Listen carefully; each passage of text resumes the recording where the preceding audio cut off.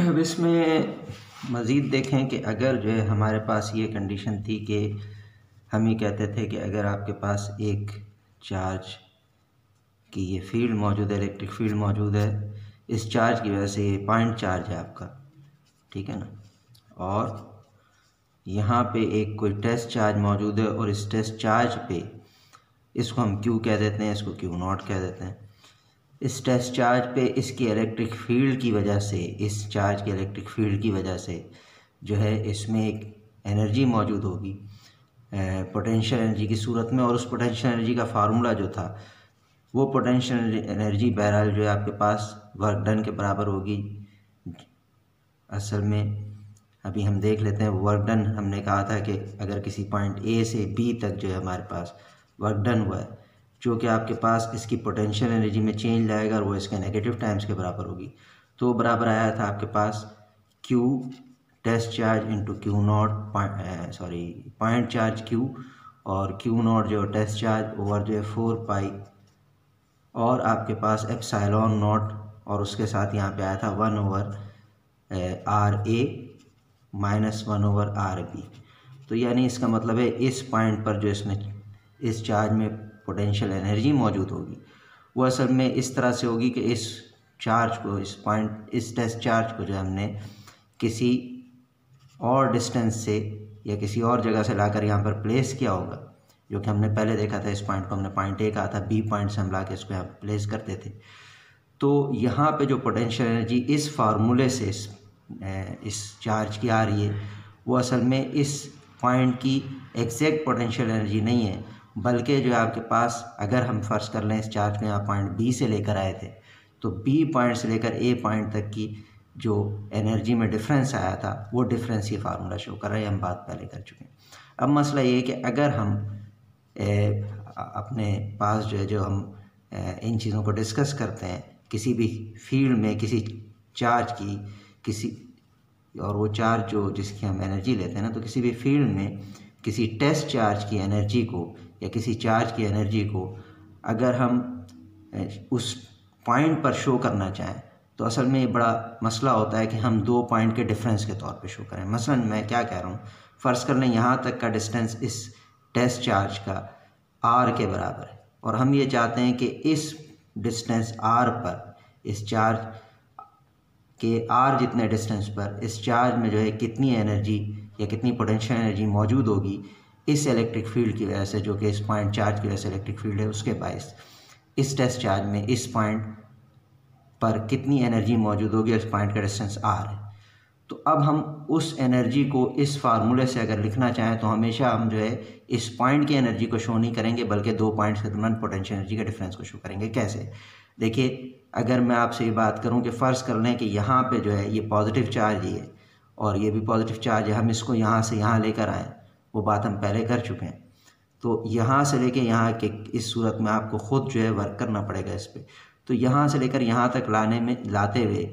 इस पॉइंट पर फ़र्ज़ कर लीजिए जहाँ पे पहले से प्लेस था, इसमें जो है 100 जूल की एनर्जी थी, ऐसे ही मैं सपोज़ कर रहा हूँ समझाने के लिए, और यहाँ तक लाते हुए आपने इस पर जो वर्क डन किया वो 200 जूल किया। तो अगर आप इस फार्मूले से इसे बयान करेंगे तो बेसिकली ये कैलकुलेट करके देगा इस वाली एनर्जी में से जो इस पॉइंट पर मौजूद, A पॉइंट पर मौजूद है, वो उसमें से उसको माइनस जो B पॉइंट पर पहले से एनर्जी मौजूद थी उस एनर्जी को माइनस करके, एनर्जी कैसे निकलेगी, इसको इससे मल्टीप्लाई करें, ये इस पॉइंट की एनर्जी दे देगा A पॉइंट की, और इसी फैक्टर को दायरे से मल्टीप्लाई करें तो ये पॉइंट B की एनर्जी दे देगा। तो A पॉइंट की एनर्जी में से B पॉइंट की एनर्जी को आप माइनस करके जो एनर्जी का डिफरेंस है उसको इस फार्मूले से शो करेंगे। मसलन अगर आपने इस पर 200 जूल का वर्क मज़ीद किया तो 100 जूल की एनर्जी इसमें पहले से थी, यहाँ पर पहुँच इसमें 300 जूल की एनर्जी आ जाएगी। लेकिन आप इस फार्मूले से इसमें 300 जूल नहीं शो करेंगे पॉइंट A पे, बल्कि ये फार्मूला जो शो करेगा वो 200 जूल शो करेगा, जो कि इन दो पॉइंट्स के दरमियान जिसमें आपने इसको मूव करवाया है उन दो पॉइंट्स के दरमियान पोटेंशियल एनर्जी का डिफरेंस है। तो इस पॉइंट की अगर मुझे पोटेंशियल एनर्जी चाहिए तो वो कैसे होगी? एक तरीका तो ये है कि आप उसमें ऐड करें, लेकिन हर वक्त ऐड नहीं होगा, बाज़ वक़्त सब्ट्रैक्ट भी होगा, क्योंकि आगे जाके जो है वो आपके पास, मसलन अगर ये चार्ज यहाँ से आगे जाता तो उस सूरत में जो है इस एनर्जी में से जो आपने वर्क डन किया है उतनी एनर्जी माइनस होती। तो असल बात यह है कि जो दूसरा पॉइंट है, अगर हम किसी तरह से इस पॉइंट पे एनर्जी को ज़ीरो कर दें, देखें अगर हमारा एनर्जी का फार्मूला बने किसी एक पॉइंट के लिए, तो वो यूँ बन सकता है, देखिए इसको इससे मल्टीप्लाई कर दें, Q not over 4 pi epsilon not, और ये मल्टीप्लाई होगा ये ऊपर 1 से और ये नीचे आर ए आ जाएगा, माइनस ये हो जाएगा क्यू नॉट ओवर जो आपके पास 4 पाई एप्सिलॉन नॉट और आर बी आ जाएगा। अब इसमें वैसे भी आप देख लें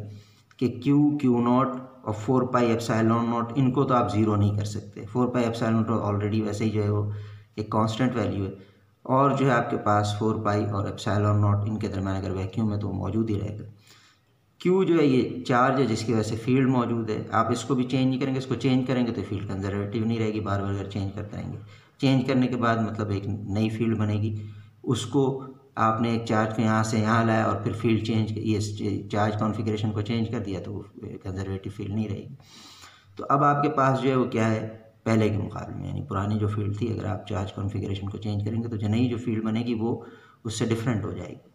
तो बहरहाल हम एक ही फील्ड में ले रहे हैं, तो उस सूरत में क्यू भी चेंज नहीं हो रहा और ये टेस्ट चार्ज क्यू नॉट भी चेंज नहीं हो रहा, इसी पे हम जो है वर्क डन या इसी पे एनर्जी का चेंज देख रहे हैं। तो सिर्फ हम क्या चीज़ चेंज कर सकते हैं, इस डिस्टेंस को चेंज कर सकते हैं जो हम चेंज कर रहे हैं।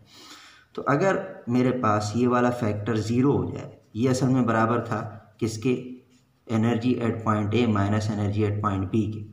तो अगर मैं पॉइंट बी की एनर्जी को ज़ीरो कर दूं जो कि ये वाली है, तो सिर्फ हम इस तरह से कर सकते हैं, इस आर बी को कुछ ऐसा कर दें कि इस पूरे का आंसर ज़ीरो है।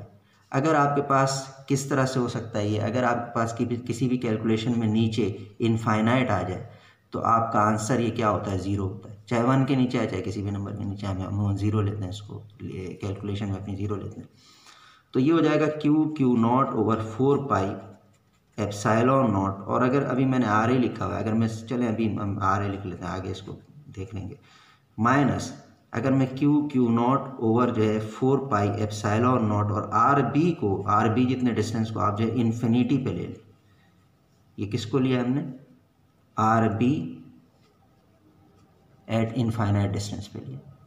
तो अगर इनफाइनाइट डिस्टेंस पे ले लें तो ये पूरा फैक्टर ज़ीरो हो जाएगा, और ज़ीरो होके सिर्फ इतना रहेगा Q not over 4 pi epsilon not R ए,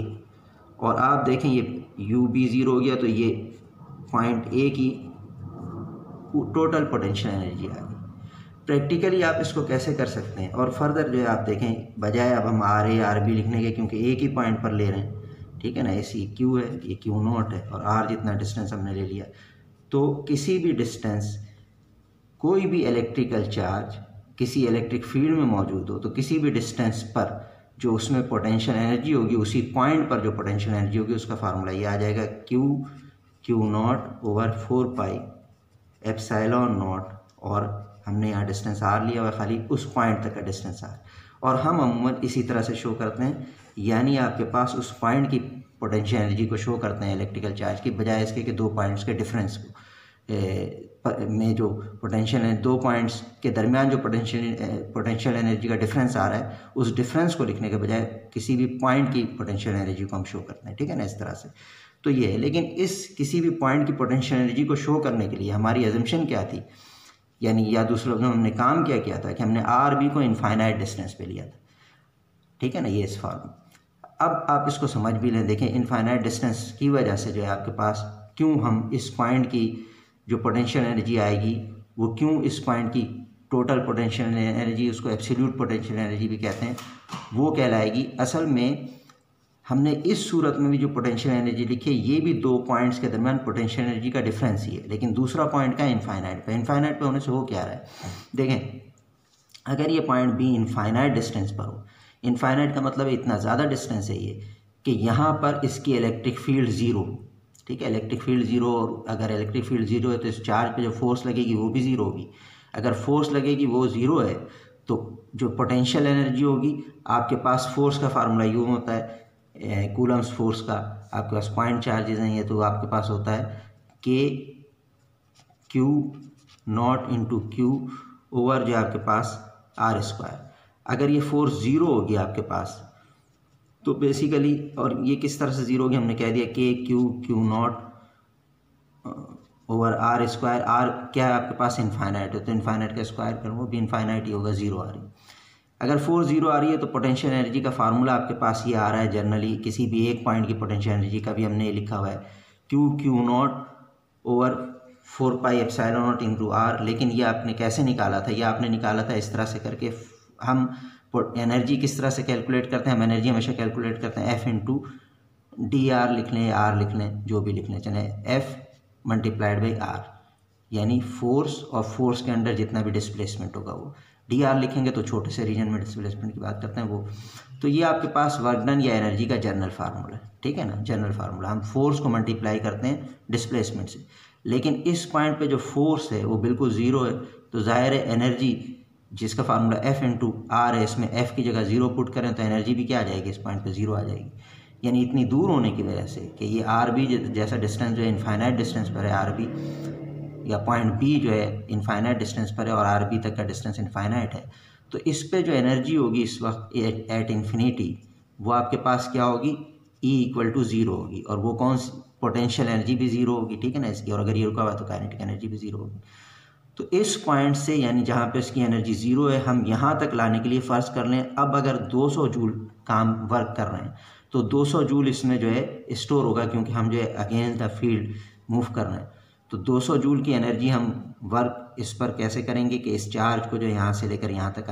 लाएंगे, और वर्क के लिए जो एनर्जी हम किसी एक्सटर्नल सोर्स से खर्च करेंगे, क्योंकि अगेंस्ट द फील्ड मूव कर रहे हैं, तो वो एनर्जी इसमें स्टोर हो जाएगी। अगर वो एनर्जी 200 जूल हमने खर्च की तो ये 200 जूल ही स्टोर होगी। उसकी वजह क्या है कि पहले से इसमें एनर्जी ज़ीरो थी, 0 + 200 जूल, ये 200 जूल ही आएगी। और यहाँ भी आप देख लें इस पॉइंट की एनर्जी अगर 200 जूल आपने जो इस पर वर्क किया है, इस पॉइंट की एनर्जी 200 जूल आ रही है, माइनस आप इसमें से ज़ीरो करेंगे तो जो डिफरेंस आएगा वो भी इस पॉइंट की एनर्जी के बराबर ही आ जाएगा।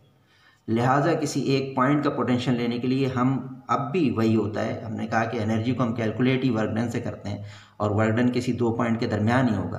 तो इलेक्ट्रिक फील्ड में दो पॉइंट के दरमियान आपने जो वर्क किया है, उन दो पॉइंट के दरमियान जो पोटेंशियल एनर्जी का फ़र्क आया है, अब भी इसी तरह से हम इसको शो कर रहे हैं। लेकिन फ़र्क सिर्फ ये क्या है कि दूसरा पॉइंट हमने एक ऐसे डिस्टेंस पे लिया है कि वहाँ पे एनर्जी ज़ीरो है, और एनर्जी कहाँ पे ज़ीरो होती है? जब डिस्टेंस बहुत ज़्यादा हो, यानी हम उसको इनफाइनाइट कहते हैं, इनफाइनाइट डिस्टेंस। तो बेसिकली हम यहाँ पे जो है जब भी किसी इलेक्ट्रिकल चार्ज की इलेक्ट्रिक फील्ड में किसी पॉइंट पर एनर्जी मालूम करते हैं तो उस पॉइंट की एनर्जी इस तरह लेते हैं, और इसमें दूसरा पॉइंट हम सपोज करते हैं कि इनफाइनाइट डिस्टेंस पर है, ठीक है ना। तो इस तरह से पॉइंट की पोटेंशियल एनर्जी आती है। तो ये आपका पॉइंट पोटेंशियल का जो है हो गया आपका, और इसी को हम पोटेंशियल एनर्जी भी कहते हैं। और अब ये डिफरेंस की सूरत में आपने देख लिया कि नहीं शो करते, क्योंकि दूसरे वाला पॉइंट का पोटेंशियल एनर्जी ज़ीरो आ रही है, तो ये सिर्फ एक पॉइंट की पोटेंशियल एनर्जी के तौर पर इस तरह से शो कर देते हैं, ठीक है। ये इसका जनरल रिलेशन।